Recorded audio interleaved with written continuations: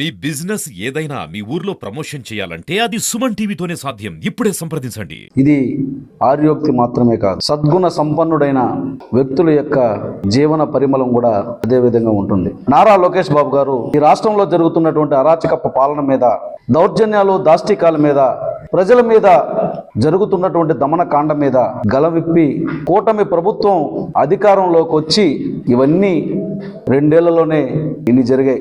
సరిగ్గా 2 ఏళ్ల క్రితం కుప్పంలో యువగలం పేరుతో గౌరవనీయులు తెలుగుదేశం పార్టీ జాతీయ ప్రధాన కార్యదర్శి లోకేష్ బాబు గారు పాదయాత్ర మొదలు పెడితే 3132 కిలోమీటర్లు 11 ఉమ్మడి జిల్లాల్లో పర్యటన చేస్తే ఈ రాష్ట్రంలో అరాచక పాలన పోయి కూటమి ప్రభుత్వం అధికారంలోకి వచ్చి ప్రజల సంక్షేమం మొదలైంది. దావోస్లో జరిగే సమావేశానికి అన్ని రాష్ట్రాల నుంచి, దేశాల నుంచి ప్రతినిధులు వెళ్తుంటారు. ఒక ప్రతిభ కలిగినటువంటి నాయకుడు ముఖ్యమంత్రిగా ఉంటే ఎలా ఉంటుందనేది ఈరోజు దావోస్లో జరిగినటువంటి ప్రపంచ వ్యాపారవేత్తల సదస్సులో నిరూపణ జరిగింది. ఈ రాష్ట్రాన్ని అగ్రగామిగా నిలపాలని, వ్యాపార వాణిజ్యాల్లో దేశంలో నంబర్ 1 స్థాయికి తీసుకెళ్లాలని వ్యాపారవేత్తలందరినీ కూడా రాష్ట్రంలోకి రమ్మని, పెట్టుబడులు పెట్టమని ఆహ్వానిస్తే ఈరోజు కొల్లలుగా స్పందించారు.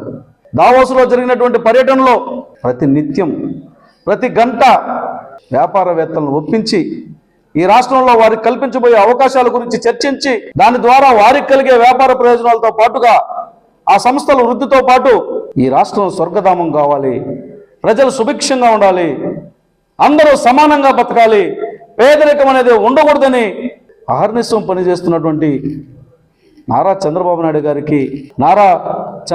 గారు, లోకేష్ బాబు గారు దావోస్ పర్యటనలో చేసినటువంటి దౌత్యం ద్వారా మరి కొన్ని రోజుల్లోనే, కొన్ని నెలల్లోనే దాని యొక్క ఫలాలు ఆంధ్రప్రదేశ్ ప్రజలు అందుకోబోతున్నారని మరొకసారి ధీమా వ్యక్తం చేస్తూ, వారి పట్టుదలకి, వారి శ్రమకి కూడా పూతలపట్టు నియోజకవర్గం ప్రజల పక్షాన అభినందనలు తెలియజేస్తూ, ఇలాంటి పిచ్చి కుక్కలు మురిగే వాటిని ప్రజలెవరూ పట్టించుకోవద్దని కూడా విన్నవిస్తూ